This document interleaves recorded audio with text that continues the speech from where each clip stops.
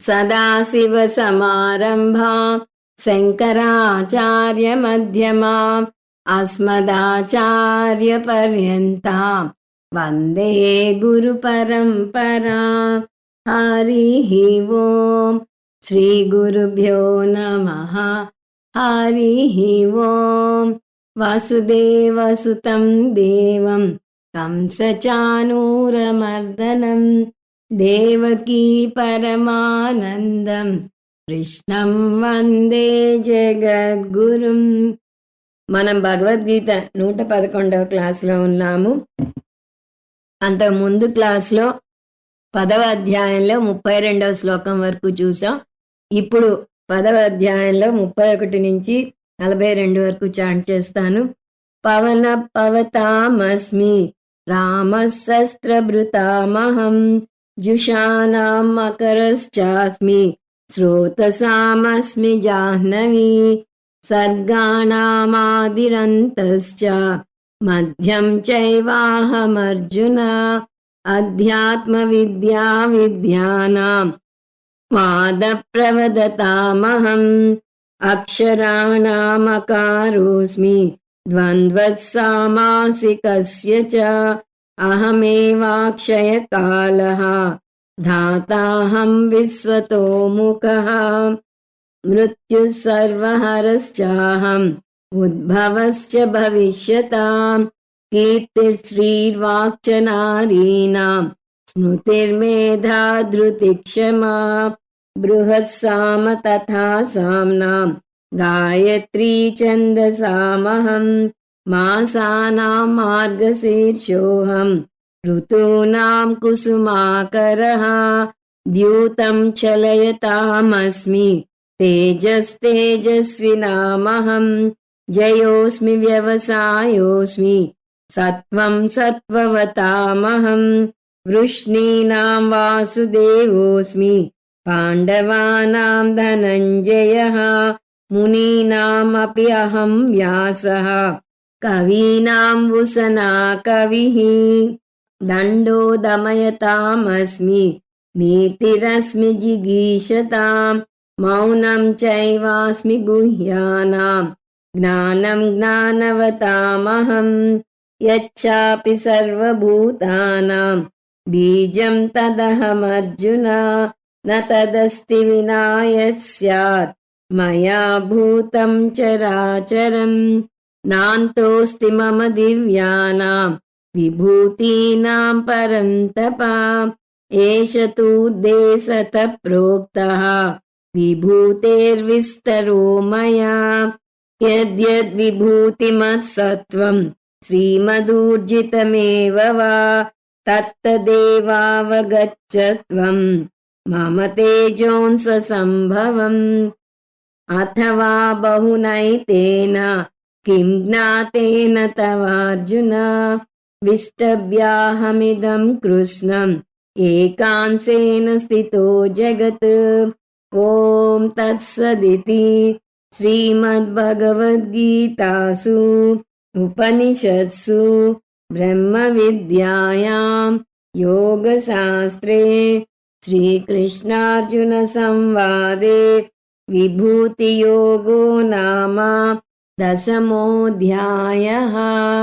10వ అధ్యాయాన్ని ప్రధానంగా 4 భాగాలుగా విభజించవచ్చు అని చూస్తూ వస్తున్నాం. అవి 1 ఈశ్వర స్వరూప జ్ఞానం 1 నుంచి 11 వరకు, 2 అర్జునుని కోరిక శ్లోకాలు 12 నుంచి 18 వరకు, 3 ఈశ్వర విభూతి జ్ఞానం శ్లోకాలు 19 నుంచి 41 వరకు, 4 ఉపసంహారం శ్లోకం 42.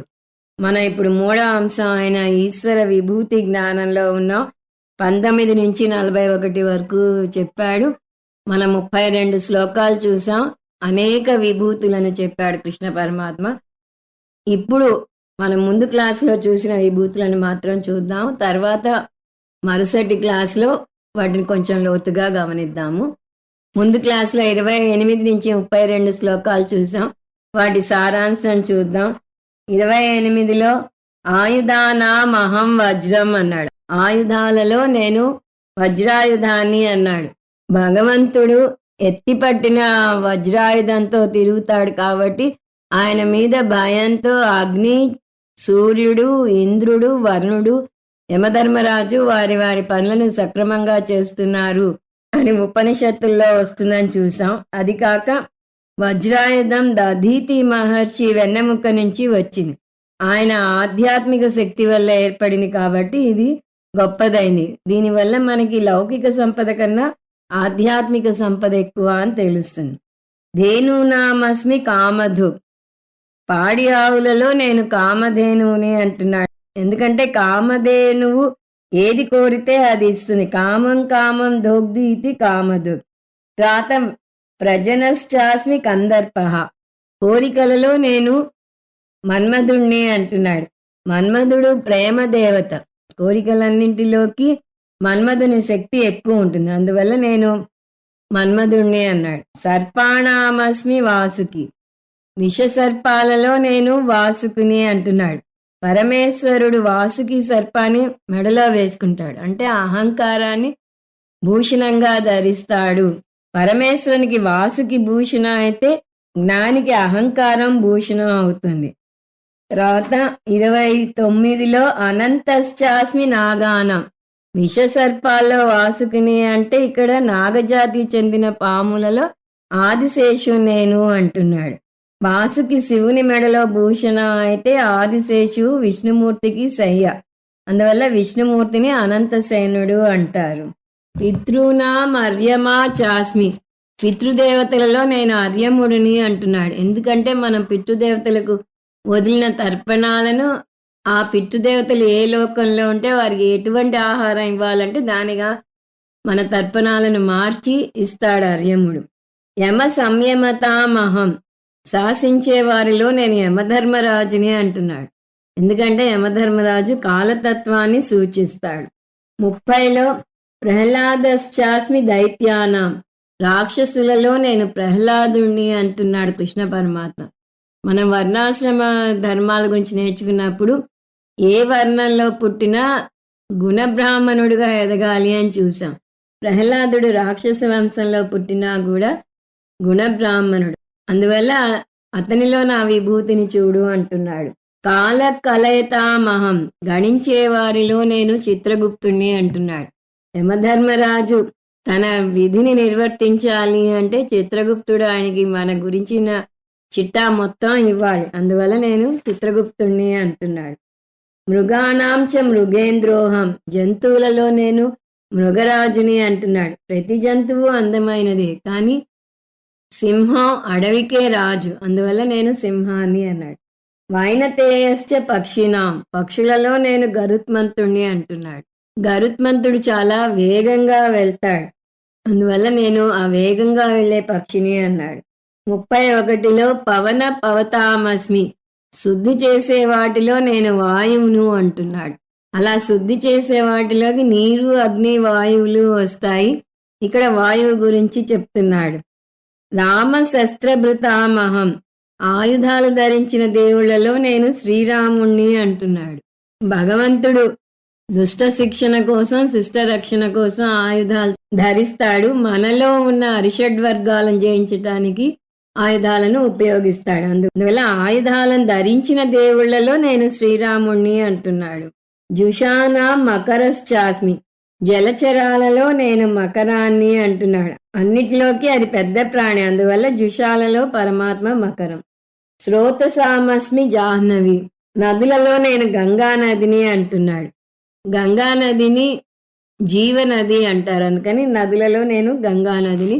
గంగలో స్నానం చేస్తే పవిత్రత పొందుతారు అని కూడా చెప్తారు.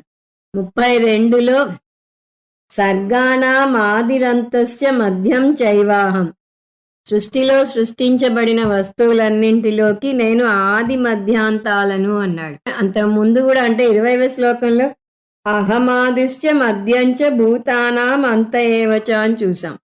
అక్కడ నేను మొదలు మధ్యం చివర ఉన్నాను అన్నాడు. ఇక్కడ అదే చెప్తున్నాడు. ఎలా అంటే అక్కడ కాలతత్వాన్ని సూచిస్తే ఇక్కడ దేశపరంగా చెప్పాడు అని తీసుకోవచ్చు.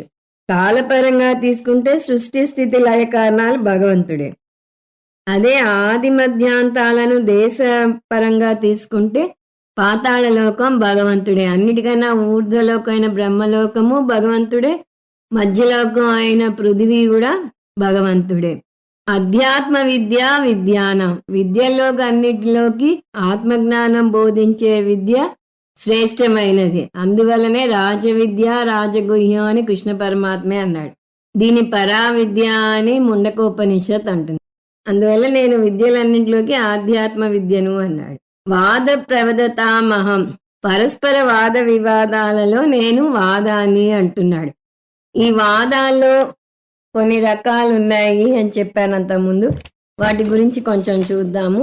పరస్పర వాద వివాదాలలో నేను వాదాన్ని అంటున్నాడు కృష్ణ పరమాత్మ. ఈ వాద వివాదాలను కొన్ని రకాలుగా చెప్తారు. అందులో 3 ముఖ్యమైనవి చూద్దాము. వాదం, జల్పం, వితండం. వాదంని సంవాదం అని కూడా అంటారు. తత్వ నిర్ణయ ఫల కథ విశేష. కథ విశేష అంటే ఒక విధమైన చర్చ. అంటే ఈ తత్వ నిర్ణయం చేయటం కోసం వాదన చేస్తారు, కానీ ఇది ఒకరి గొప్ప ఒకరు చూపించుకోవడానికి కాదు. అందువలనే ఉపనిషత్తులు, భగవద్గీత మనకి గురు శిష్య సంవాద రూపంలో ఉంటుంది. అక్కడ గురువు దగ్గర వినయంగా శిష్యుడు విద్య నేర్చుకుంటాడు. అందువల్ల అక్కడ తత్వం నిర్ణయించటం ముఖ్యం. అందువల్ల తత్వ నిర్ణయ ఫల కథా విశేష. ఈ వాదం జరిగేది ట్రూత్ని ఎస్టాబ్లిష్ చేయటం కోసం. రెండవది జల్పం. ఈ జల్పంలో ఎంతసేపు ఎదుటివారి వాదనని ఖండించి తన వాదన నిలబెట్టుకోవాలని చూస్తారు. భాష్యాలన్నీ జల్పానికి ఉదాహరణగా చెప్పవచ్చు. ముఖ్యంగా బ్రహ్మసూత్రాల్లో వ్యాసాచార్యుల వారు 2 ఎస్టాబ్లిష్ చేసుకొచ్చారు అని చూసాం. ఒకటి అద్వైతాన్ని ఎస్టాబ్లిష్ చేయాలి, 2 పరమత ఖండన చేయాలి. శంకర భాష్యంలో కూడా మనం ఈ 2 అంశాలు చూస్తూ వస్తాం. అందువల్ల జల్పం అంటే పరపక్ష నిరాకరణ పూర్వక స్వపక్ష స్థాపనవతి విజిగుత్సుకత. పరపక్ష నిరాకరణ పూర్వక, ఎదుటివారి వాదనని నిరాకరించాలి. స్వపక్ష స్థాపనవతి, స్వపక్షాన్ని నిరూపించాలి, ఎస్టాబ్లిష్ చేయాలి. స్థాపనవతి అంటే ఎస్టాబ్లిష్ చేయాలి. విజిగుత్సుకత అంటే ఈ 2 చేయటం మీద ఉత్సాహం చూపిస్తాడు ఆ వాదన చేసే వ్యక్తి అని అర్థం. విజిగుత్సుకత అంటే విజయ ఇచ్ఛ, గెలవాలి అనే ఉత్సాహం ఉంటుంది. ఎదుటివారి వాదనని ఖండించాలి, తన వాదనని నిలబెట్టాలి. 3 వితండం. ఇందులో పరమత ఖండన మాత్రమే ఉంటుంది, తన మతాన్ని నిలబెట్టే ఉద్దేశం ఉండదు. ఎంతసేపు అవతల వాళ్ళు అన్నది కాదంటూ రావటమే ముఖ్యం. అది సో దీన్ని పరపక్ష నిరాకరణ మాత్రవతి స్వపక్ష స్థాపన రహిత విజిగుత్సుకత అంటాం. అంటే పరపక్ష నిరాకరణ మాత్రవతి, పరపక్షాన్ని నిరాకరించటం మాత్రమే ఉద్దేశం. స్వపక్ష స్థాపన రహిత, తన సిద్ధాంతాన్ని నిలబెట్టాలి అనే తపన అందులో ఉండదు. విజిగుత్సుకత అంటే ఆ తపన తన మతం నిలబెట్టాలనే దాంట్లో ఉండదు, ఎదుటివారిని ఖండించటంలో మాత్రం ఉంటుంది. సో శ్రవణం తీసుకుంటే వాదంలోకి వస్తుంది, మననం జల్పంలోకి వస్తుంది. శ్రవణంలో తత్వాన్ని అర్థం చేసుకోవడానికి ప్రయత్నిస్తాం, మననంలో తప్పుడు సిద్ధాంతాలన్నింటినీ ఖండించుకుంటూ వచ్చి సరైన సిద్ధాంతాన్ని నిలబెడతాం. అందువల్ల నేను వాద ప్రతివాదాలలో వాదాన్ని అన్నాడు కృష్ణ పరమాత్మ. ఇంతవరకు మనం ముందు క్లాస్లో చూసాం. ఇప్పుడు 33. అక్షరానామకారోస్మి ద్వంద్వ సామాసికస్య చ అహమేవాక్షయ కాలః ధాతాహం విశ్వతోముఖః. అక్షరానాం అకారోస్మి. అక్షరాలలో నేను అకారాన్ని అంటున్నాడు కృష్ణ పరమాత్మ. ఏ రంగం కూడా వదలటం లేదు చూడండి. భారతీయ భాషలన్నీ అకారంతో మొదలవుతాయి. కానీ ఆశ్చర్యం ఏమిటంటే ఇంగ్లీష్లో ఏబిసిడి అంటాం, కానీ ఏకి మన తెలుగు ఏలో ఏ సౌండ్ వస్తుంది, అది కూడా ఏ స్ట్రైట్గా అనకూడదంటారు. ఫొనెటిక్స్ నేర్చుకుంటే సరదాగా ఉంటుంది. అందులో ఏని ఏ అనాలి అని. దానికి మా సార్ ఒక సెంటెన్స్ చెప్తూ ఉండేవాళ్ళు, there is a book on the table please take it అనాలి అని. సో అక్కడ ఆ సౌండ్ సరిగా లేదు. సగం ఆ సౌండ్ వస్తుంది. ఉదాహరణకి అకౌంట్ అంటే మన అకౌంట్ అని మన ఆ అక్షరంతో రాస్తాం కానీ అక్కడ ఆఫ్ అనే పలుకు. ఇంకో చోట ఫ్యాన్, మ్యాన్ అనే పదాలు చూస్తే ఆ అంటాం. మన తెలుగులో ఆ రాయలేం. బ్యాంక్ అంటాం. అందుకని బ్యాంకు అని మనం రాస్తాం కానీ అసలైతే బ్యాంక్ ఆ అనే ఒక రకమైన సౌండ్ వస్తుంది. ఆ శబ్దం ఇంగ్లీష్ భాషలో లేదు. మన దేశ భాషలలో ఆ, ఈ, ఊ అంటూ మొదలవుతాయి. ఆ చాలా ప్రాథమిక అక్షరం లేదా ప్రాథమిక శబ్దం. ఎందుకు ప్రాథమిక శబ్దం? మన నోరు తెరిచి గాలి వదిలితే ఆ శబ్దం వస్తుంది. ఏ దేశస్థుడు నోరు తెరిచినా ఆ శబ్దమే వస్తుంది. అందువల్లనే పిల్లలకి అన్నం పెట్టేటప్పుడు నోరు తెరువు అని అనటానికి ఏమంటాం? ఆ అనమ్మా అంటాం. ఆ అంటే వాళ్ళు నోరు తెరుస్తారు, అన్నం నోట్లో పెట్టేస్తుంది తల్లి. కానీ నోరు తెరువు అంటాను ఏ అను, ఈ అను, యు అను అనం కదా. ఫోటోలో చిరునవ్వు నవ్వాలి అన్నప్పుడు ఈ అనండి అంటారు. పళ్ళు కనిపిస్తాయి, నవ్వుతారు అనే ఉద్దేశంతో. తక్కిన అక్షరాలన్నీ ఆ యొక్క రూపాంతరాలే అని చెప్పవచ్చు. ఆ ఆ అని దీర్ఘం తీస్తే ఆ, నోరు వెడల్పుగా తెరిచి పళ్ళు చూపిస్తే ఈ అవుతుంది. అలా ఆ నుంచి వచ్చిన శబ్దాలే ఊ, కా, ఖా వంటి అక్షరాలు. ఇవన్నీ శిక్షావళిలో నేర్చుకుంటారు. గొంతులో 8 స్థానాలు ఉన్నాయి అక్షరాలు పలకటానికి అని అక్కడ వాటి పేర్లు ఏ ఏ అక్షరాలు ఏ భాగం నుంచి వస్తాయో చూసాం. వాటిలోకి వెళ్ళటం లేదు మనం ఇప్పుడు. వేణువులో ఉన్న కొన్ని రంధ్రాల్లోంచి సరిగమ పదని వచ్చినట్టుగా గొంతులోని 8 స్థానాల్లోంచి అనేక అక్షరాలు వస్తాయి. అందువల్ల ఆ అక్షరం కారణ అక్షరం అయితే తక్కిన అక్షరాలు కార్య అక్షరాలు అని చెప్పవచ్చు. ఈ విషయం మనం చెప్పడం లేదు, వేదమే చెప్తుంది. అక్షరాలను మనం అక్షరాల సరస్వతీదేవిగా కొలుస్తాం. వర్ణమాలలోని అక్షరాలుగా ఉన్న సరస్వతీదేవిని నేను కొలుస్తున్నాను అని దాని అర్థం. వాటిల్లో అకారం అన్ని అక్షరాలకు మూల కారణం అని చూసాము. నిఘంటువులో ఉన్న అనేక పదాలకు అదే కారణం. అందువల్ల శాస్త్రంలో అకారహ వై సర్వవాక్ అని అంటారు. మన సాంప్రదాయంలో ఒక్కొక్క అక్షరానికి ఒక అధిష్టాన దేవత ఉంటుంది. అకారానికి అధిష్టాన దేవత సాక్షాత్తు సృష్టికర్త అయిన బ్రహ్మదేవుడే. ఖం భూర్భువస్సువ బ్రహ్మణే పద్మహస్తాయ లోకాధిపతయే హంసవాహనాయ సాంగాయ సాయుధాయ సశక్తి సపరివారాయ ఉమామహేశ్వరాయ నమః అం బ్రహ్మణే నమః అని మహన్యాస మంత్రంలో వస్తుంది. అకారం బ్రహ్మదేవుడు. ఎందుకు? బ్రహ్మదేవుడు సృష్టికర్త. ఆయన అన్నింటినీ సృష్టించాడు, అందులో అకారాన్ని కూడా సృష్టించాడు. అకారం నుంచి తక్కినవి వచ్చాయి. అకారానికి కారణం బ్రహ్మ. అందువల్ల అక్షరాలలో పరమాత్మ అకారం. ద్వంద్వ సామాసికస్య చ, సమాసాలలో నేను ద్వంద్వ సమాసాన్ని అంటున్నాడు కృష్ణ పరమాత్మ. సంస్కృత వ్యాకరణంలో మనం ముఖ్యంగా 5 సమాసాల గురించి నేర్చుకుంటాం. అవి ద్విగు సమాసం, ద్వంద్వ సమాసం, తత్పురుష సమాసం, బహువ్రీహి సమాసం, కర్మధారే సమాసం. కొన్ని పదాలను కలిపి సంయుక్త పదాలుగా చేయటాన్ని సమాసం అంటారు. సమ్యక్ అస్యతే ఇది సమాసః. అందంగా ఒక పద్ధతిలో చేసే పదాల కూర్పుని సమాసం అంటారు. ఇంగ్లీష్లో కూడా కాంపౌండ్ వర్డ్స్ ఉంటాయి, కానీ సంస్కృతంలో ఈ సమాసాలను విగ్రహ వాక్యాలుగా విడదీస్తాం. వాటికి అన్ని అనేక రూల్స్ ఉంటాయి. ఇలా సమాసాలు చేయటం వల్ల విభక్తిని వాడనవసరం లేదు. మనం సంస్కృతం జోలిపోకుండా కొన్ని తెలుగులో పదాలను చూద్దాం. నేను పూజా సామగ్రిని కొన్నాను అంటే పూజ కోసం సామగ్రిని కొన్నాను. విగ్రహవాక్యం చేసేటప్పుడు విభక్తి కలుపు. పూజ కోసం సామగ్రిని కొన్నాను. శివాలయానికి వెళ్ళాను, శివుడు ఉన్న ఆలయానికి వెళ్ళాను అని అర్థం. గంగాజలం తెచ్చాను అంటే గంగ నుంచి జలాన్ని తెచ్చాను.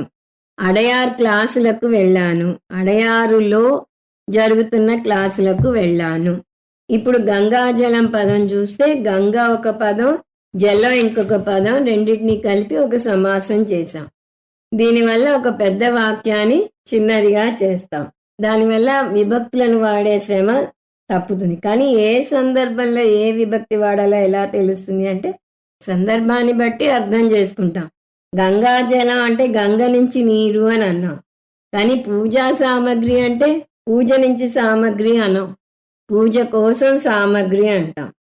అలాగే శివాలయానికి వెళ్ళాను అంటే శివుడు ఉన్న ఆలయానికి వెళ్ళాను. కానీ బిర్లా మందిర్కి వెళ్ళాను అంటే బిర్లా ఉన్న ఆలయం కాదు, బిర్లా కట్టించిన ఆలయం అని మనకి తెలుసు. అలాగే కారపొడి అంటే మిరపకాయల పొడి, కానీ పళ్ళ పొడి అంటే పళ్ళను పొడి చేసి చేసిన పొడి కాదు. ఇలా సమాసాల యొక్క విగ్రహవాక్యం చేయటం ఒక అద్భుతమైన ప్రక్రియ. వీటికి అనేక సూత్రాలు ఉంటాయి. ముఖ్యంగా 5 ప్రాథమిక సమాసాలు ఉన్నాయని చూసాం. ముందు వాటిని సరదాగా అవేమిటో చూద్దాం. ద్విగు సమాసం అంటే ఒక సంఖ్యతో కూడి ఉన్నది. పంచపాండవులు, 5 పాండవులు, 5 సంఖ్య వచ్చింది కాబట్టి అది ద్విగు సమాసం. ద్వంద్వ సమాసం అంటే 2 పదాలు సమానమైన అర్థంతో ఉంటాయి. తల్లిదండ్రులు, తల్లి తండ్రి, ఇద్దరు మనుషులు, ఇద్దరికి ఈక్వల్ ఇంపార్టెన్స్. దాని తర్వాత తత్పురుష సమాసం, రాజసేవకుడు, రాజు యొక్క సేవకుడు. బహువ్రీహి సమాసం, ఇందులో కలది కలవాడు అని వస్తుంది. దండపాణి, చేతిలో కర్ర కలవాడు, సుబ్రహ్మణ్య స్వామి. దాని తర్వాత కర్మధారే సమాసం, ఇందులో మళ్ళీ రకాలు ఉన్నాయి, మనం వాటి జోలికి పోవటం లేదు. వీర రాఘవరావు, వీరుడు రాఘవరావు ఒకరే, అందువల్ల అది వీర రాఘవరావు కర్మధారే సమాసం అయింది. ఇప్పుడు ఈ సమాసాలు నేర్పించేటప్పుడు ఒక చిన్న కథ చెప్తారు తమాషాగా, అది కూడా చూద్దాం. రామేశ్వర ఏ సమాసం తెలుసుకోవాలి అని దేవతలకు ఒకసారి సందేహం కలిగింది. రామేశ్వర అంటే ఏ సమాసం, విగ్రహవాక్యం ద్వారా ఎలా దాన్ని విడదీయాలి అని సందేహం కలిగి విష్ణుమూర్తిని అడిగారు. విష్ణుమూర్తి తత్పురుష సమాసం అన్నారు. ఆయన ఎలా విడదీశారు? రామస్య ఈశ్వర రామేశ్వర అంటే రామునికి ప్రభు, ఈశ్వరుడు అంటే ప్రభు, రామునికి ప్రభువు శివుడు అని ఆయన అర్థం చెప్పాడు. అంటే రాముడు శివభక్తుడు అని అర్థం వస్తుంది. కానీ ఆ దేవతలు అంత తేలిగ్గా దాన్ని ఒప్పుకోరు. శివుని ధనస్సుని విరిచిన రాముడు ఏం తక్కువ, ఆయన ఎందుకు శివునికి భక్తుడు అవుతాడు? ఆయన సకల గుణాభిరాముడు అంటారు కదా, ఇందులో కూడా తన వినయాన్ని చూపిస్తున్నాడేమో. ఇది మనం అంత తేలిగ్గా స్వీకరించలేము. తెలుగులో రామస్య ఈశ్వర రామేశ్వర చూస్తే రాముని యొక్క ప్రభువు ఈశ్వరుడు అని అర్థం వస్తుంది. రాముని యొక్క ప్రభువు. సరే, శివుణ్ణే అడుగుదామని చెప్పి శివుని దగ్గరికి వెళ్తారు. శివుడు ఇది బహువ్రీహి సమాసం అన్నాడు. ఆయన ఎలా విడదీశారు అంటే రామః ఈశ్వరః యస్య సహ, రాముడు ప్రభువుగా కలవాడు, అందువల్ల ఇది బహువ్రీహి సమాసం అన్నాడు. రాముడు ప్రభువుగా కలవాడెవరు? ఈశ్వరుడు. అంటే శివుడు నేను రామభక్తుణ్ణి అని తను చెప్పుకున్నాడు. శైవులకి ఇది నచ్చలేదు. ఇలా కాదు, వీరిద్దరూ ఇన్వాల్వ్ అయ్యారు కాబట్టి మొహమాటంగా చెప్తున్నారు, ఇద్దరికి అతీతంగా ఉన్న బ్రహ్మను అడుగుదాము అని చెప్పి వారు బ్రహ్మ దగ్గరికి వెళ్తారు. బ్రహ్మదేవుడు ఇద్దరూ తప్పే, మీరు వేదాంతానికి రండి, ఇద్దరు దేవుళ్ళు విడిగా లేరు, ఇద్దరూ ఒకటే, ఇది కర్మధారయ సమాసం అన్నారు. దానికి ఉదాహరణ మనం ఇందాక చూసాం, వీర రాఘవరావు. వీరుడు వేరు, రాఘవరావు వేరు కాదు, వీరుడు రాఘవరావు ఒకరే. రామః చ అసౌ ఏవ ఈశ్వర చ, రాముడే ఈశ్వరుడు, ఈశ్వరుడే రాముడు అన్నాడు. అంటే విష్ణు భక్త శివుడు లేడు, శివభక్త విష్ణువు లేడు, ఇద్దరు ఒకటే. అందువల్లనే మనం ఇది చాంట్ చేస్తూ ఉంటాం, శివస్య హృదయం విష్ణుర్ విష్ణోశ్చ హృదయం శివ. అది తెలియక అనవసరంగా భక్తుల మధ్య గొడవలు అవుతున్నాయి. అందువల్ల నువ్వు మాధవుడివా ఈశ్వరుడివా అని మనం అనుకోవటం అనవసరం. ఇందులో చాలా అద్వైతం ఉంది అని అంటారు. దీన్ని గుర్తుంచుకోవడానికి ఒక చిన్న శ్లోకం చెప్తారు. విష్ణు తత్పురుషం బ్రూతే బహువ్రీహిం మహేశ్వరః, ఉభయోరపి అతృప్తానాం ఆత్మభూః కర్మధారయం. విష్ణు తత్పురుషం బ్రూతే, విష్ణువేమో ఇది తత్పురుష సమాసం అన్నాడు. బహువ్రీహిం మహేశ్వరః, శివుడు ఇది బహువ్రీహి సమాసం అన్నాడు. ఉభయోరపి అతృప్తానం, ఇద్దరి జవాబు తృప్తిగా లేకపోవటం వల్ల ఆత్మభూః కర్మధారయం. ఆత్మభూః అంటే బ్రహ్మదేవుడు, బ్రహ్మదేవుడు ఇది కర్మధారయ సమాసం అన్నాడు అని దీని అర్థం. ఈ 3 సమాసాల్లోనూ ఒక మనిషి గురించే ఇది చెప్తోంది. అందువల్ల ఈ ద్వంద్వ సమాసాన్ని నేను అన్నాడు. ద్వంద్వ సమాసంలో ఇద్దరు వస్తారు, తల్లిదండ్రులు, పార్వతీ పరమేశ్వరులు అలా వస్తారు. ఈ సమాసాలు ఎంత పెద్దవిగా ఉంటాయంటే దానికి ఒక చిన్న ఉదాహరణ శ్యామలా దండకంలో కాళిదాసు రచించినది ఉంది. తారకారాజినీకాస హారావళి స్మేర చారు స్తనాభోగ భారాన మన్మధ్య వల్లీ వలిచ్ఛేద వీచి సముద్యస్య ముల్లాస సందర్శితాకార సౌందర్య వల్లకీ బృత్కరే కింకరీ శ్రీకరే. ఇదంతా ఒక్క పదం. అలా సంస్కృత భాషలో అనేక సమాసాలు ఉన్నాయి. వాటిలో నేను ద్వంద్వ సమాసాన్ని అన్నా. అహమేవాక్షయ కాలః, అన్నింటికీ ముగింపు చెప్పి దానికి ముగింపు లేని కాలతత్వాన్ని నేను అంటున్నాడు కృష్ణ పరమాత్మ. అక్షయ కాలః అంటే క్షయం కాని కాలతత్వం. కాలంలో అన్నీ క్షయమైపోతాయి, కానీ కాలం ఎప్పటికీ ఉంటుంది. ప్రళయంలో భగవంతుడు కూడా ఏమీ చేయడు, కానీ కాలం పనిచేస్తుంది. సంచిత కర్మలు అప్పుడే రైపెన్ అవుతాయి. కాలాన్ని కొలవడానికి క్షణంతో మొదలెడతారు, దాని తర్వాత మినిట్ వస్తుంది, దాని తర్వాత అవర్ అలా వస్తాయి. ఇప్పుడు నానో సెకండ్స్ కూడా అంటారు. కానీ ఇది రాకముందు పూర్వం శాస్త్రంలో ఎలా కొలిచేవారు అంటే క్షణాది. గులాబీ రెక్కను ఒక సూదితో గుచ్చితే ఆ సూది వెనక్కి వెళ్ళడానికి ఎంత సమయం పడుతుందో అంత సమయాన్ని క్షణం అంటారు. అక్కడ మొదలెట్టి కల్పకోటి దాకా టైంని క్యాల్కులేట్ చేస్తుంది మన శాస్త్రం. తర్వాత రెండవ అర్థం శ్రోత్రస్య శ్రోత్రం లాగా కాలస్య అపి కాలః, నేను కాలాన్ని అంటున్నాడు అంటే కాలానికే నేను కాలాన్ని, కాలకాల భగవాన్ అని అర్థం చెప్తున్నారు శంకరాచార్యుల వారు. ఎందుకంటే కాలాన్ని ఎవరు నాశనం చేయలేరు. మార్కండేయ పురాణంలో మార్కండేయుడు శివుణ్ణి ఆలింగనం చేసుకున్నాడు అంటే జీవాత్మ పరమాత్మ ఐక్యాన్ని అది సూచిస్తుంది. పారమార్థిక స్థాయికి ఎదిగితే అక్కడ కాలం పనిచేయదు. 30వ శ్లోకంలో కాల కలయతామహం అని వచ్చింది, అక్కడ కాలతత్వం వచ్చింది. కాబట్టి ఇక్కడ నేను కాలానికి కూడా కాలాన్ని అని చెప్పాడు అని అర్థం తీసుకోవాలంటున్నారు శంకరాచార్యులు.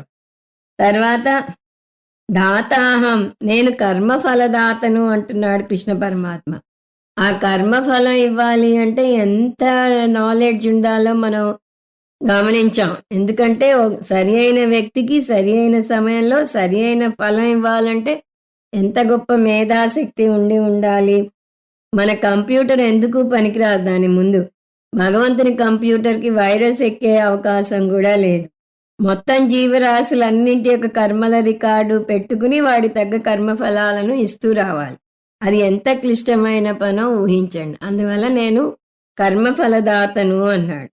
విశ్వతోముఖ, నేను విశ్వతోముఖుణ్ణి అంటున్నాడు. అంటే ఆయన ముఖం 10 దిక్కుల వైపు తిరిగి ఉంటుంది. ఒక్కసారి ఇంతమందికి ఇన్ని రకాల కర్మఫలాలను ఇవ్వాలంటే ఆయన అన్ని వైపులా ఒక్కసారి చూడగలిగితేనే అది సాధ్యం. విశ్వతో చక్షురుత విశ్వతో ముఖో విశ్వతో హస్త ఉత విశ్వతస్మాత్ సంబాహుభ్యాం నమతి సంపద త్రైద్యావా పృథివీ జనయన్ దేవ ఏక తన్మే మన శివ సంకల్పమస్తు. అందువల్ల పరమాత్మ విశ్వతోముఖుడు. 34 మృత్యు సర్వహరశ్చాహం ఉద్భవశ్చ భవిష్యతాం కీర్తిర్శ్రీవాక్ష నారీణాం స్మృతిర్మేధా ధృతిక్షమా అహం సర్వహరః చ మృత్యుః అస్మి. సర్వప్రాణులను హరించే మృత్యువును నేనే అంటున్నాడు. అంతకుముందు యమధర్మరాజు అందరినీ హరిస్తాడు అని చూసాం. ఇక్కడ యమధర్మరాజుని కూడా హరించే ఈశ్వరుడు. ఎందుకంటే యమధర్మరాజు అందరినీ హరించలేడు, కానీ భగవంతుడు ప్రళయంలో అన్నింటినీ యమధర్మరాజుతో సహా అన్నింటినీ అవ్యక్తంలోకి పంపిస్తాడు. ఆత్యంతిక సర్వహరః భగవాన్ అని దాని అర్థం. సో సర్వప్రాణులను హరించే మృత్యువును నేను అంటున్నాడు. ఎందుకంటే దొంగ ఒక వ్యక్తి నుంచి వస్తువులను మాత్రమే దొంగిలించగలడు, కానీ మృత్యు బారిన పడ్డప్పుడు మనతో ఎవరూ రారు. ఆ విషయమై తమిళంలో ఒక అద్భుతమైన పద్యం ఉంది. దాని సారం ఇంటి వరకు ఆస్తి, ఇంటి వాకిలి వరకు భార్య, కాటి వరకు పిల్లలు, చివరి వరకు వచ్చేదెవరో. అలా ఒక వ్యక్తి మరణించినప్పుడు అతనికి ఉన్నవన్నీ ఒక్కొక్కటి వదులుకోవాల్సి వస్తుంది. వాటిని తీసుకునేది ఎవరు? మృత్యు. అంటే యమధర్మరాజు. మనం అంతకుముందే యమధర్మరాజుని చూసాం కాబట్టి ఇక్కడ యమధర్మరాజుని కూడా హరించేది నేను. నేను ప్రళయంలో అన్నింటినీ అవ్యక్తంలోకి పంపిస్తాను అని చెప్తున్నట్టు తీసుకోవాలి. మృత్యు అన్నింటినీ హరిస్తుంది అనటానికి మనకి లియో టాల్స్టాయ్ కథ ఒకటి ఉంది. ఒక ధనవంతుడు చాటింపు వేయిస్తాడు. సూర్యోదయం నుంచి సూర్యాస్తమయం వరకు ఒక ప్రదేశంలో ఎంత మేరకు పరిగెడితే అంత మేరకు ఆ ప్రదేశాన్ని ఆ పరిగెత్తిన వ్యక్తికి రాసిస్తాను అంటాడు. ఒక అతను వస్తాడు, చాలా ఆశగా పరిగెట్టాడు. మొదట్లో చాలా ఉత్సాహంగా పరిగెడతాడు, పరుగు తీస్తూనే ఉంటాడు. సూర్యాస్తమయం దగ్గర అవుతున్న కొద్దీ అతని శక్తి సన్నగిలుతూ వస్తుంది. ఇంకా పరుగు ఆపు, వచ్చింది చాలు, దాంతో తృప్తిపడు అన్న, ఇంకొంచెం నడిస్తే ఇంకొంచెం స్థలం వస్తుంది అనే దురాశతో నడిచాడు. సరిగ్గా సూర్యాస్తమయం అయ్యేసరికి శక్తి సన్నగిల్లి మరణించాడు. అతను వస్తుందనుకున్న ఆస్తి మొత్తం పోయింది. కాబట్టి మనమే లేనప్పుడు మనకి ఈ ఆస్తి ఎలా అనుభవిస్తాము అది అర్థం చేసుకోవాలి. మృత్యు అన్నింటినీ హరించి వేస్తుంది. ఆ మృత్యువుకు కూడా అధిపతి పరమాత్మ.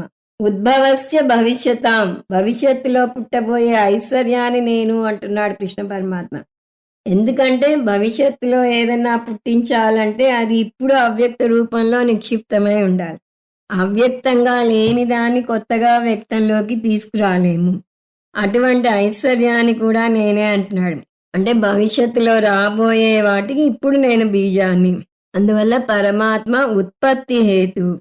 సో ఎవరిలో ఏ శక్తి ఉందో ఉత్పత్తి చేయడానికి ఆ శక్తిని నేను అంటున్నాడు. కీర్తి శ్రీర్వాక్చ నారీనాం, స్త్రీ దేవతలలో కీర్తిని, లక్ష్మిని, వాక్కును నేను అంటున్నాడు కృష్ణ పరమాత్మ. మనకు ముగ్గురు అమ్మలు అధిష్టాన దేవతలుగా ఉన్నారు. లక్ష్మీదేవి సంపదకు అధిష్టాన దేవత, సరస్వతీదేవి చదువులకు, పార్వతీదేవి శక్తి స్వరూపిణి. వీరు ముగ్గురు అధిష్టాన దేవతలు.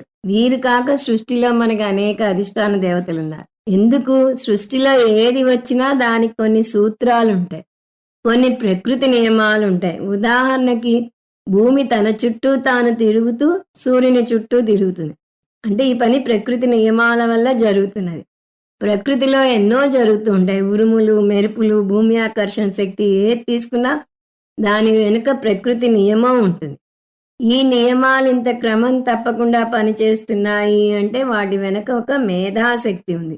ఎందుకంటే ఏ నియమం పనిచేయాలన్నా కూడా దాన్ని నియంత్రించే నియంత ఉండాలి. ప్రభుత్వం కొత్తగా ఒక నియమాన్ని ప్రవేశపెడితే దాన్ని ఆచరించేలా చూడటానికి ఒక ఆఫీసర్ ఉండాలి.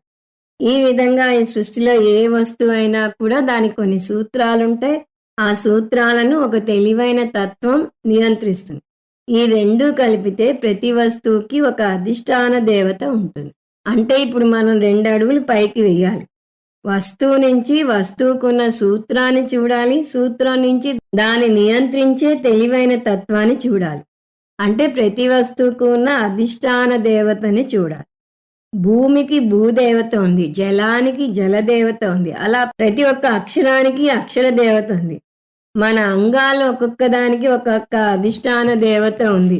అంతేకాదు ఒక రేడియో కనుగొనబడితే దానికి ఒక దేవత ఉంటుంది.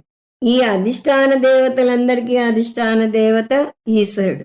ఆయన సమష్టి దేవత, సర్వజ్ఞుడు. ఈ విధంగా మనకు అనేక అధిష్టాన దేవతలు ఉన్నారు. కీర్తి అంటే పేరు ప్రతిష్టలు, దానికి కూడా కొన్ని సూత్రాలు ఉన్నాయి. దాని అధిష్టాన దేవత కీర్తి దేవత. శ్రీహి అంటే సంపద, దానికి అధిష్టాన దేవత లక్ష్మీదేవి. వాక్కు అంటే దానికి అధిష్టాన దేవత వాగ్దేవి. వాగ్దేవి వదనాంబుజే వసతుమే త్రిలోక్య మాత. స్మృతి అంటే జ్ఞాపక శక్తి. మనిషికున్న అనేక శక్తుల్లో జ్ఞాపక శక్తి ఒక శక్తి. మనసు నుంచి అనేక నాళాలు వెళ్తాయి. ఎక్కడైనా ఏదైనా పొరపాటు జరిగితే అమ్నీషియా వస్తుంది, అంటే కొన్ని విషయాలు మర్చిపోతాం. అంటే ఇది కూడా మెదడులో ఉన్న కొన్ని సూత్రాల వల్ల నియంత్రించబడుతుంది. దీనికి కూడా ఒక దేవత ఉంది. మేధ అంటే మేధస్సు, తెలివితేటలు. కొంతమంది మెదడు చురుగ్గా ఉంటుంది, కొంతమంది మెదడు మట్టి తప్ప ఏం లేనట్టు ఉంటుంది. ఈ భేదాలు ఎందుకు అంటే ఇది కూడా అనుకోకుండా జరిగింది కాదు. దీనికి కూడా కొన్ని సూత్రాలు ఉన్నాయి. వాటికి అధిష్టాన దేవతను మేధాదేవత అంటారు. మేధాదేవికి చేసే ప్రార్థన మన వేదాల్లో మేధాసూక్తం పేరిట ఉంది. మనం అది క్లాస్ అయ్యాక కొన్నాళ్ళు ఆ మేధాసూక్తం చాంట్ చేసాం. మేధాదేవి జుషమానాగాద్విశ్వాచి భద్ర సుమనస్య మానా త్వయా జుష్టానుదమానా దురుక్తాన్ బృహద్వదేమ విదతే సువీరాః అని చదువుతాం. ధృతి అంటే గట్టి పట్టుదల, విల్ పవర్. అటువంటి గట్టి పట్టుదల ఉంటేనే మనిషి ఎన్ని ఓటములు ఎదురైనా కూడా వెనుకంజ వేయడు. కింద పడ్డా కూడా పైకి లేస్తాడు. ఒక మట్టి ముద్దను కింద వేయండి, అది కిందే ఉండిపోతుంది. ఓ రబ్బరు బంతిని కిందకి వేయండి, అది పైకి లేస్తుంది. మీరు ఎంత ఫోర్స్తో కిందకి వేస్తే అంత ఫోర్స్తో అది పైకి లేస్తుంది. అదే విధంగా మనుషుల్లో కూడా 2 రకాలు ఉన్నాయి. కొంతమంది కింద పడితే ఇంకా కిందే ఉండిపోతారు, అంటే ఓడిపోతే ఇంకా మళ్ళీ దాన్ని ప్రయత్నించరు. కొంతమంది కింద పడితే అదే శక్తితో లేచి మళ్ళీ కొత్తగా ప్రయత్నిస్తారు. అలా పట్టువదలని విక్రమార్కులా ప్రయత్నించే వారి శక్తిని ధృతి అంటారు. దీనికి అధిష్టాన దేవతను ధృతి దేవత అంటారు. క్షమకు అనేక అర్థాలున్నాయి. ఓపిక, భరించటం, వేచి ఉండటం, క్షమించటం. ఈ మధ్య రోడ్డు మీద రెడ్ సిగ్నల్ పడినప్పుడు రిలాక్స్ అనే పదం వస్తుంది కొన్ని చోట్ల. అంటే ఆ రెడ్ సిగ్నల్ పడి మళ్ళీ గ్రీన్ సిగ్నల్ వచ్చేదాకా ఆగే ఓపిక కూడా ఉండదు చాలా మందికి.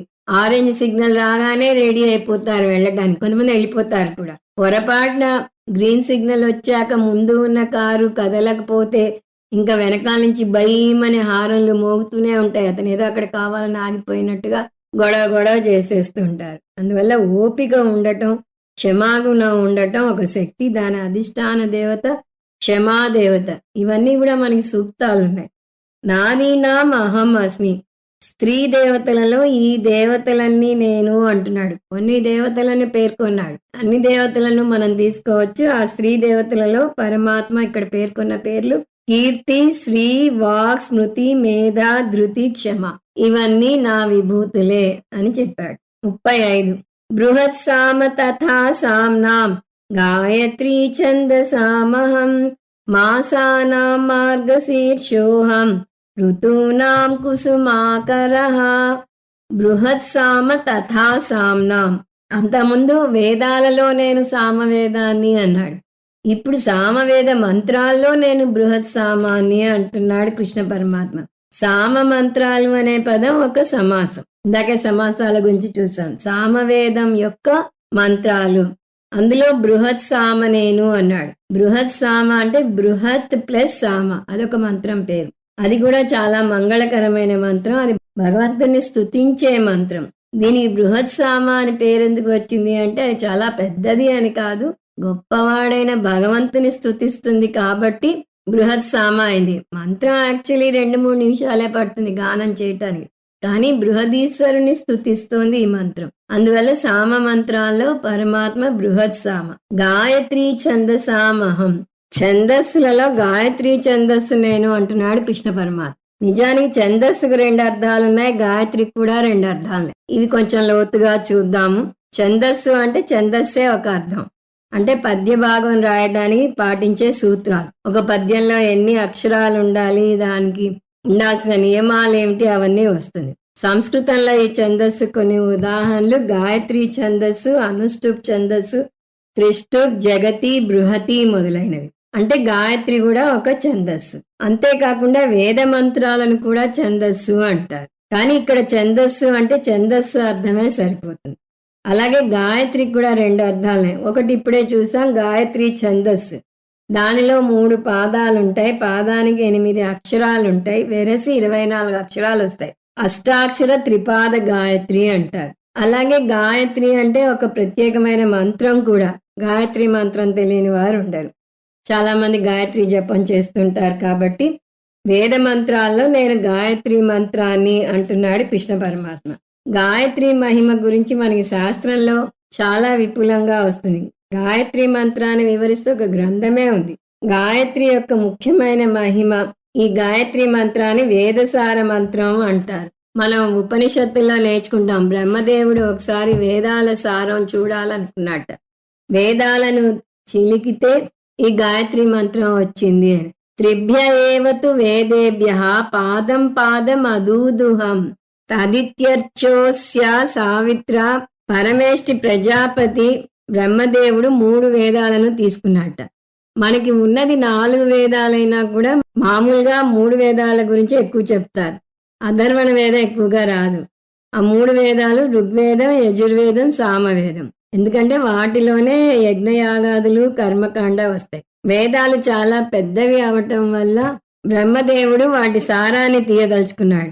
ఋగ్వేద సారంగా గాయత్రి మంత్రం మొదటి పాదం, యజుర్వేద సారంగా 2వ పాదం, సామవేద సారంగా 3వ పాదం వచ్చాయి.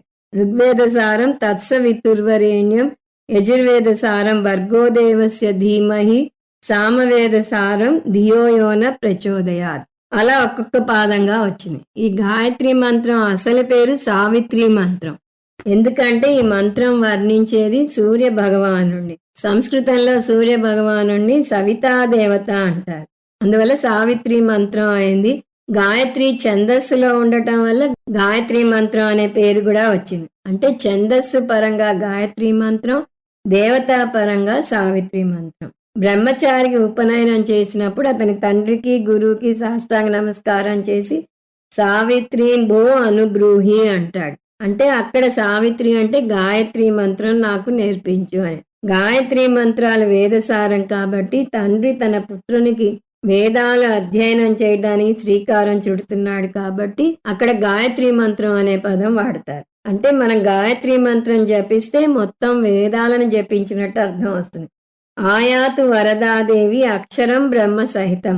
బ్రహ్మ సంహితంలో బ్రహ్మ అంటే వేదాలు, సంహితం అంటే వేదాలకు సమానమైనది. అందువల్ల గాయత్రి జపం ఒక్కటి చేస్తేనే 3 వేదాల పారాయణం చేసినంత ఫలం వస్తుంది అంటారు. పైగా గాయత్రి జపం చేస్తే పాపాల నుంచి రక్షింపబడతారు అని కూడా వస్తుంది.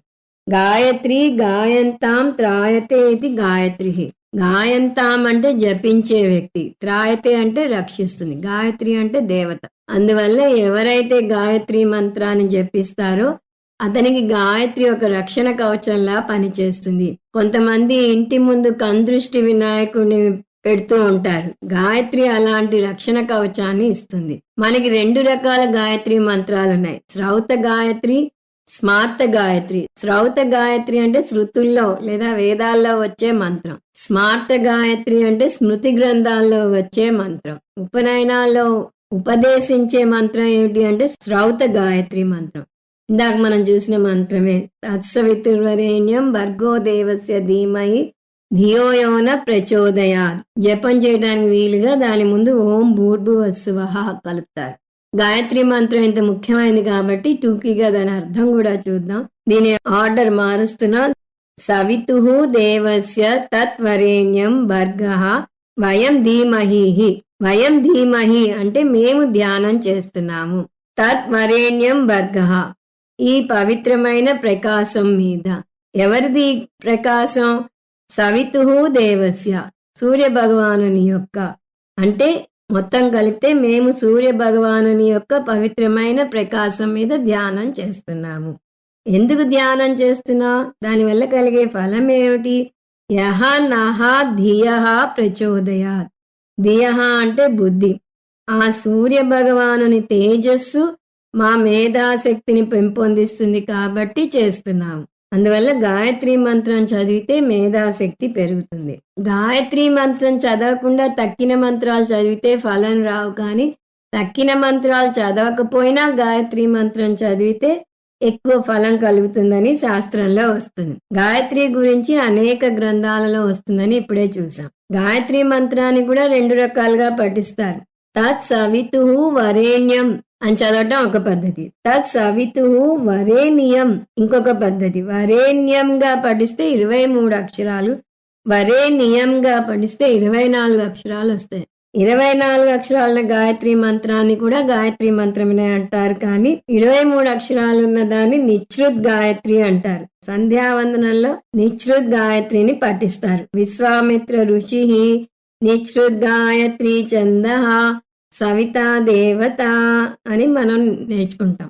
సో జపం చేయాలన్నా, హోమం చేయాలన్నా వరేణ్యం అనాలి. ఇదంతా మనం ఇంతసేపు చూసింది శ్రౌత గాయత్రి గురించి. ఇప్పుడు స్మార్త గాయత్రి గురించి చూద్దాం. స్మార్త గాయత్రి మంత్రం వేరే ఉంది. ఈ మంత్రం స్మృతి గ్రంథాలలో వస్తుందని చూసాం. అది ఇలా వస్తుంది. యో దేవః సవితాస్మాకం ధియో ధర్మాతి గోచరః ప్రేరయేత్ తస్య యద్భర్గః తద్వరేణ్యముపాస్మహే.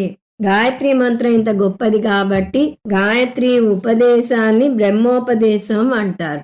బ్రహ్మోపదేశం అంటే వేదోపదేశంతో సమానం. అందువల్ల గాయత్రి వేదంతో సమానం. అంతేకాదు చాందోగ్యోపనిషత్తు గాయత్రి మంత్రాన్ని బ్రహ్మ మీద ఉపాసన చేయడానికి నిర్దేశిస్తుంది. అందువల్ల గాయత్రి వేదంతో సమానం, బ్రహ్మతో సమానం. ఈ మంత్రం మీద విశ్లేషణ మనం బ్రహ్మసూత్రాల్లో కూడా చూస్తాం. అంత పవిత్రమైనది ఈ గాయత్రి మంత్రం. దీని ఋగ్వేదంలో, యజుర్వేదంలో, సామవేదంలో కూడా చూస్తాం. అందువల్ల ఛందస్సులలో పరమాత్మ గాయత్రి ఛందస్సు. మాసానాం మార్గశీర్షోహం, మాసాలలో నేను మార్గశిర మాసాన్ని అంటున్నాడు. డిసెంబర్ 15 నుంచి జనవరి 15 వరకు సమయాన్ని మార్గశిర మాసం అంటారు. దీని తమిళంలో మార్గళి మాసం అంటారు. ఈ మార్గశీర్ష మాసం అనేక విధాలుగా గొప్పది. అది మంగళకరమైన మాసం. అందువల్ల అనేక మతపరమైన కర్మలు ఈ కాలంలో చేస్తారు. వాతావరణం కూడా చాలా బాగుంటుంది.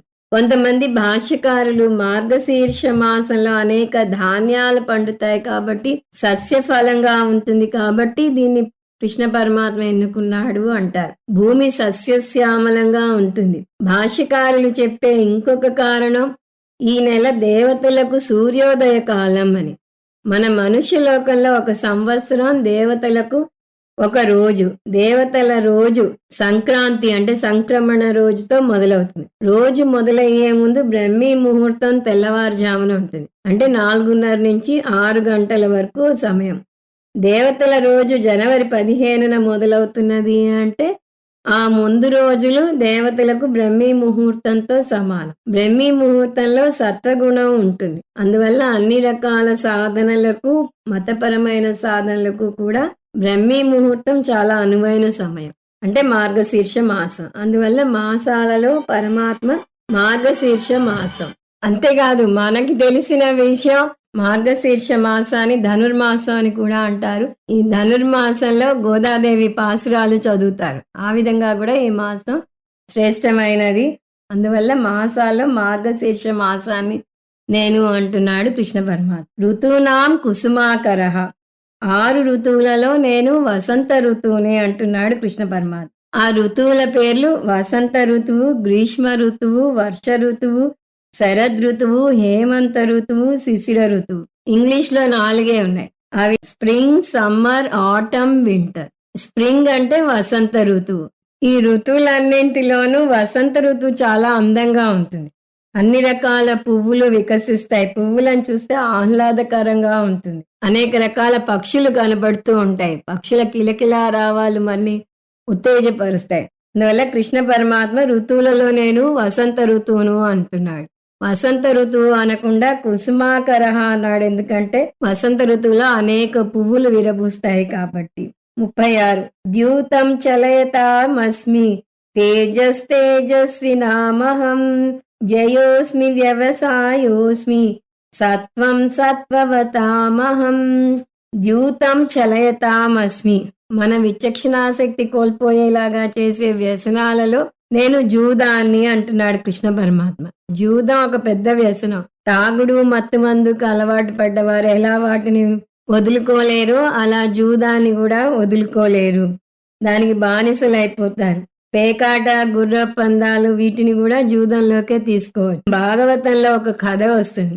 కలిదేవత నేను కొన్ని చోట్ల ఉండి మనుషులను మోహంలో పడవేసి వారి పతనం చూడాలి అని కోరుకున్నట్ట. అప్పుడు భగవంతుడు కొన్ని ప్రాంతాలను సూచించాట, అక్కడ ఉండమన్నట్ట. అందువల్ల ఎవరైనా ఆ ప్రాంతాలకు వెళితే వారి పతనం ఖాయం. అలాంటి చోట్ల వారు తాగి, అరచి, పోట్లాడి గొడవలు చేస్తూ ఉంటారు. అందువల్ల దాన్ని ద్యూతం అన్నాడు కృష్ణ పరమాత్మ. నిజానికి మనకి మహాభారతమే అద్భుతమైన పాఠాన్ని నేర్పిస్తుంది. మనం జాగ్రత్తగా ఉండకపోతే జూదం లాంటి ఏ వ్యసనమైనా సరే మన పతనానికి దారి తీస్తుంది అనటానికి అదే గొప్ప ఉదాహరణ. యుధిష్ఠిరుడిని అసలు ధర్మరాజు అంటారు. ఎందుకు?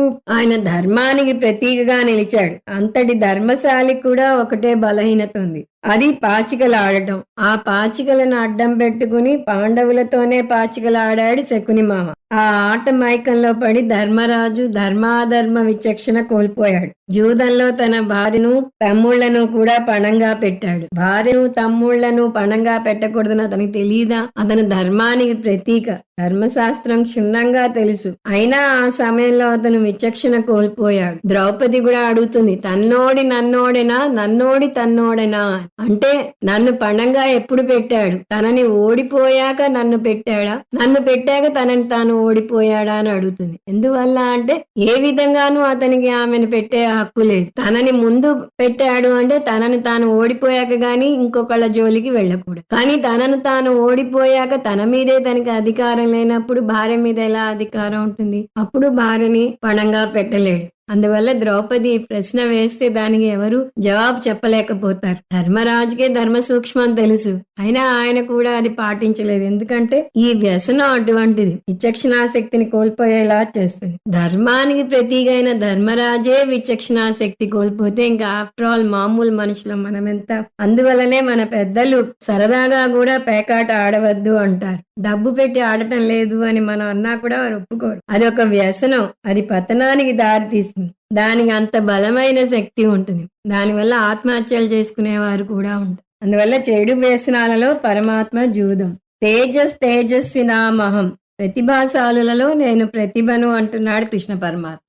ఇంతకు ముందే జూతం చూసాం కాబట్టి తేజస్సు అంటే జూదం అనే వ్యసనానికి బానిస కాకుండా దాని వ్యామోహంలో పడకుండా ఉండే దృఢ నిశ్చయం. ఎందుకంటే ఏ వ్యసనం తీసుకున్నా అంటే తాగుడు, సిగరెట్టు, మత్తు మందు, జూదం ఏది తీసుకున్నా సరే మనం వాటికి నో అని చెప్పగలిగేది మొదటిసారి మాత్రమే. ఒకసారి వాటిని రుచి చూసామా అంతే సంగతులు. మెట్ల మించి బంతి దొర్లుకుంటూ కింద పడ్డట్టుగా మనం కూడా ఒక్కసారి వాటిని రుచి చూస్తే అంత తేలిగ్గా వాటి నుంచి బయటపడలేం, పతనానికి దారి తీస్తూనే ఉంటాం. అలాంటి వ్యసనాలకు లొంగకుండా ఉండే దృఢ నిశ్చయాన్ని నేను అంటున్నాడు కృష్ణ పరమాత్మ.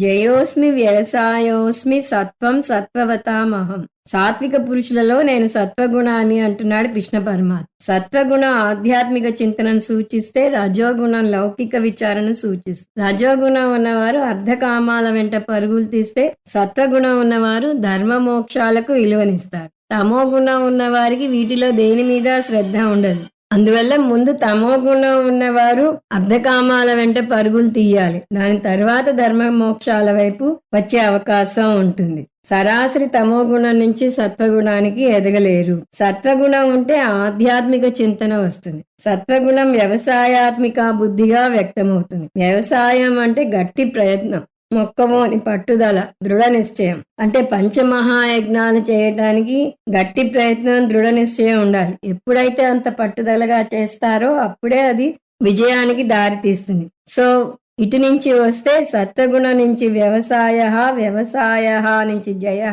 సత్వగుణం అంటే ఆధ్యాత్మిక ఆలోచన, వ్యవసాయ అంటే ఆధ్యాత్మిక ప్రయత్నం, జయ అంటే ఆధ్యాత్మిక విజయం. ఈ మూడు తానే అంటున్నాడు కృష్ణ పరమాత్మ. అందువల్ల కృష్ణ పరమాత్మ సత్వగుణం, వ్యవసాయాత్మిక బుద్ధి, విజయం. దీన్ని బట్టి ఒక విషయాన్ని మనం గ్రహించాలి. మనం ఒకవేళ ఆధ్యాత్మికంగా ఎదిగితే అంతా నా గొప్పతనమే అని విర్రవీగకూడదు. దాని వెనుక భగవంతుని కృప ఉందని గమనించాలి. ఈ విషయాన్ని ఎన్నడూ మర్చిపోకూడదు.